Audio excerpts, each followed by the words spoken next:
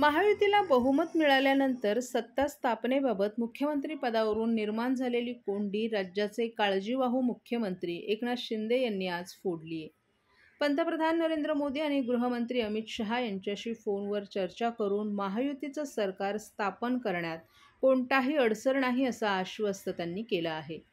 पंतप्रधान मोदी आणि गृहमंत्री शहा जो निर्णय घेतील तो आपल्याला आणि शिवसेना पक्षाला मान्य असेल असंही मुख्यमंत्री एकनाथ शिंदे यांनी सांगितलं. ठाण्यातील निवासस्थानी आयोजित पत्रकार परिषदेत त्यांनी ही कोंडी फोडली.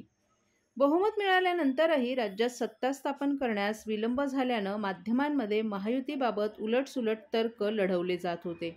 या पार्श्वभूमीवर मुख्यमंत्री एकनाथ शिंदे यांनी आज माध्यमांशी संवाद साधला आणि आपली भूमिका स्पष्ट केली आहे. यामुळे राज्यात सत्ता स्थापनेचा मार्ग मोकळा झाल्याचं बोललं जात आहे. राज्यात महायुतीला अभूतपूर्व यश मिळालं. या संदर्भात मंगळवारी रात्री पंतप्रधान नरेंद्र मोदी आणि गृहमंत्री अमित शहा यांच्याशी फोनद्वारे चर्चा केल्याचं मुख्यमंत्र्यांनी सांगितलं. राज्यात सरकार स्थापन करताना महायुतीचा घटक पक्ष म्हणून शिवसेनेचा कोणताही अडसर नाही. महाराष्ट्र हित आपल्यासाठी सर्वोच्च आहे. आपल्यात कोणतीही नाराजी नाही. महायुतीतील मुख्यमंत्रीपदाबाबत भाजप पक्षश्रेष्ठी जो अंतिम निर्णय घेतील त्यास आपला पाठिंबा असेल असं पंतप्रधान आणि गृहमंत्र्यांना कळवल्याचं मुख्यमंत्री एकनाथ शिंदे यांनी या पत्रकार परिषदेत सांगितलं. निवडणुकीतील प्रचंड यश म्हणजे गेल्या 2.5 वर्षात महायुतीनं केलेल्या कामावर जनतेनं दाखवलेला विश्वास असल्याचंही त्यांनी सांगितलं. महायुतीच्या सगळ्याच कार्यकर्त्यांनी प्रचंड काम केलं. निवडणूक काळात पायाला भिंगरी लावल्याप्रमाणे काम केले. सर्वसामान्यांसाठी सरकार म्हणून काही ना काही करावं ही धारणा होती. त्यानुसार मुख्यमंत्री म्हणून नव्हे तर कॉमन मॅन म्हणून आपण काम केलं. 2.5 वर्षात केलेल्या कामातून आपण समाधानी आणि आनंदी आहोत. या काळात बाळासाहेबांचे विचार आणि आनंद दिघे साहेबांची शिकवण सोबत होती. पंतप्रधान नरेंद्र मोदी आणि गृहमंत्री अमित शहा पहाडासारखे पाठीशी उभे राहिले. मुख्यमंत्रीपदाच्या काळात त्यांनी निधी दिला, भक्कम पाठबळही दिलं. केंद्र आणि राज्यात समविचारी सरकार असल्यानं राज्याला फायदा झाल्याचं सांगत त्यांनी पंतप्रधान आणि गृहमंत्र्यांचेही आभार मानले.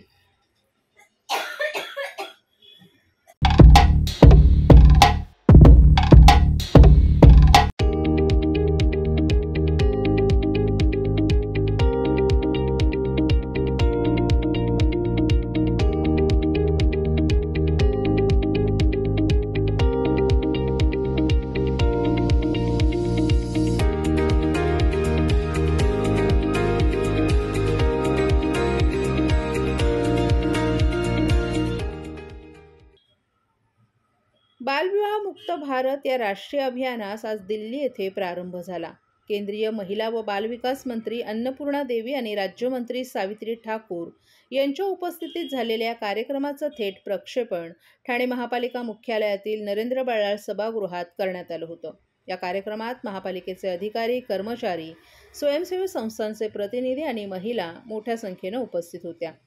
यावेळी उपस्थितांनी बालविवाह मुक्त भारताची शपथही घेतली.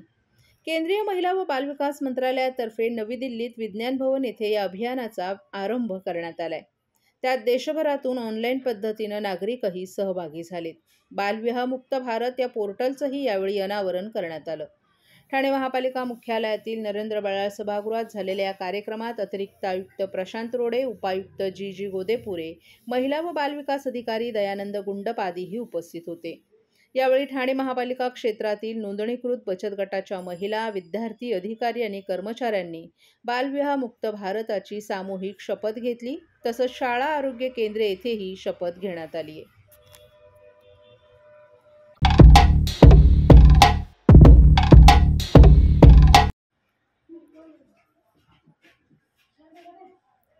कळवा खारेगाव परिसरातील विकास आराखड्याविरोधात माजी मंत्री जितेंद्र आव्हाड आक्रमक. कळवा खारेगाव परिसरातील विकास आराखड्याविरोधात माजी मंत्री आणि विरोधी पक्षनेते जितेंद्र आव्हाड आक्रमक झालेत. त्यांनी या आराखड्यामुळे स्थानिकांच्या जीवनावर होणाऱ्या परिणामांवर तीव्र आक्षेप नोंदवलाय आणि या विरोधात मोठ्या जनआंदोलनाचा इशारा दिलाय.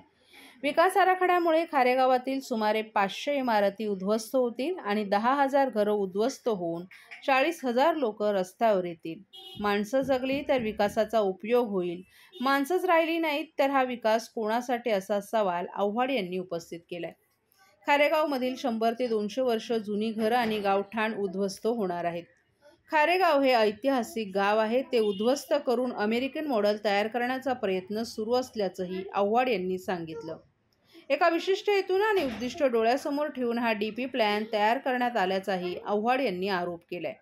महानगरपालिकेनं अनधिकृत इमारतींवर कारवाई न करता सरळसोट रस्ते आणि घरं उद्ध्वस्त करण्याचा डाव आखलाय.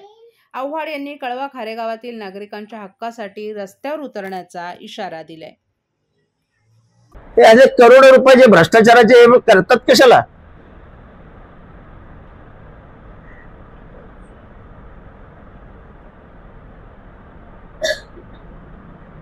आणि एवढीच हौस आहे तर ठाण्यातलं करा ना, डीपी प्लॅनचे रस्ते उघड.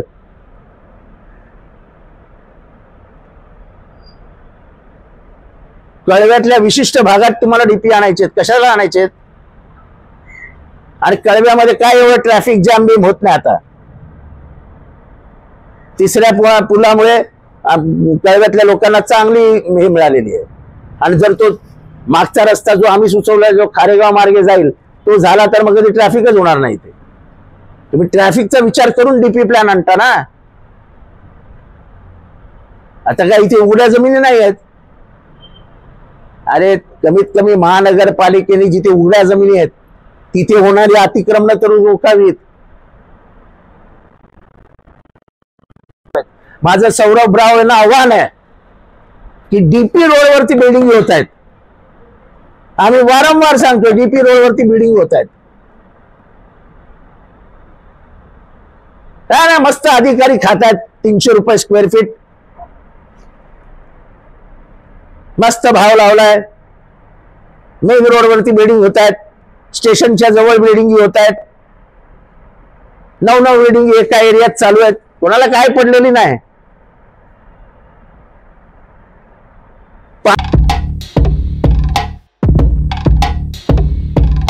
महाराष्ट्रातील भगिनींना आधार देणारी राज्य शासनाची मुख्यमंत्री माझी लाडकी बहीण योजना. या योजनेअंतर्गत अल्प उत्पन्न गटातील 21 ते 65 वयोगटाच्या भगिनींना मिळणार दरमहा 1500 रुपयांची मदत. अर्ज करण्यासाठी 31 ऑगस्ट 2024 पर्यंत मुदतवाढ. कुटुंबाचं वार्षिक उत्पन्न 2.5 लाख रुपयांपेक्षा कमी असलेल्या महिला पात्र. कुटुंबाकडे पिवळं किंवा केशरी रेशन कार्ड असल्यास उत्पन्नाचा दाखला आवश्यक नाही. पांढरं रेशन कार्ड असेल किंवा रेशन कार्ड नसेल तर कुटुंबाचं वार्षिक उत्पन्न 2.5 लाखांपेक्षा कमी असल्याचा दाखला आवश्यक. योजनेसाठीचा ऑनलाईन अर्ज नारी शक्ती दूत ऍप वरून किंवा पोर्टलवर भरता येईल. ज्या भगिनींना ऑनलाईन अर्ज भरता येत नसेल त्यांच्यासाठी अंगणवाडी, ग्रामपंचायत, वॉर्ड ऑफिस, सेतू सुविधा केंद्रामध्ये किंवा आशाताई बचत गटाच्या CRP यांची मदत उपलब्ध. आता आपल्याला अभिमानानं म्हणता येईल, सुखी आणि सुरक्षित आहे माझी लाडकी बहीण.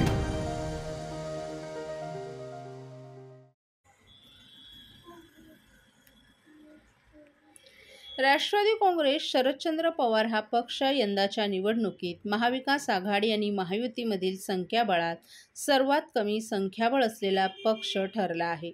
लोकसभा निवडणुकीत घवघवीत यश मिळवणाऱ्या शरद पवारांच्या राष्ट्रवादी काँग्रेसला विधानसभा निवडणुकीत केवळ 10 जागांवर विजय मिळवलाय.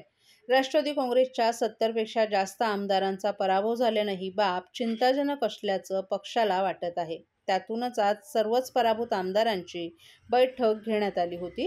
यामध्ये बहुतांश आमदारांनी EVMवर संशय घेत निकालावर नाराजी व्यक्त केली आहे. राष्ट्रवादीच्या पराभूत आमदारांच्या बैठकीत सर्वच उमेदवारांनी निवडणुकीचे निकाल धक्कादायक असल्याची भूमिका मांडली. यावेळी आमदारांनी बैठकीत EVM बाबत रोष व्यक्त केलाय. महाविकास आघाडीचे शिल्पकार म्हणून शरद पवारांनी भूमिका घ्यावी अशी देखील विनंती या आमदारांनी व्यक्त केली आहे. यामुळे आता शरद पवार नेमके काय भूमिका घेतात हे पाहावं लागणार आहे. दरम्यान आमदार जितेंद्र आव्हाड स्वतः 1 लाखांच्या मताधिक्यानं निवडून आले असले तरी त्यांनी देखील EVM बाबत रोष व्यक्त केलाय. त्यातूनच त्यांनी नाशिक जिल्ह्यातील विजयी आमदारांच्या नावांची आणि त्यांना मिळालेल्या मतांची यादी ट्विटरवरून शेअर केली आहे. तसंच हे बघा आणि तुम्हीच ठरवा EVMची कमाल अशा आशयाचं ट्विट करत EVMच्या निकालावर थेट संशय व्यक्त केलाय.